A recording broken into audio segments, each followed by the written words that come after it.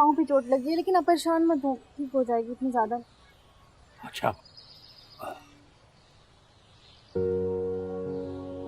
ये कौन है बेटा?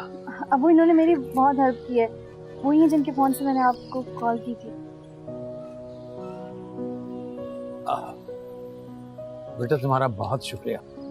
अरे नहीं सर, इसमें शुक्रिया की क्या बात। सर नहीं, अंकल कह सकते हो तुम मुझे।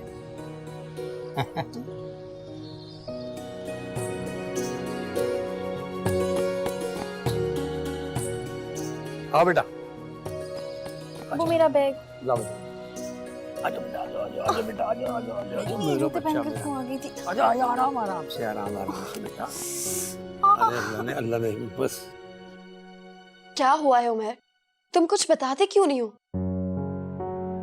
क्या बात हुई है तुम्हारी अम्मी से? क्या बताऊं, उनसे बात करके और परेशान हो गया हूं मैं।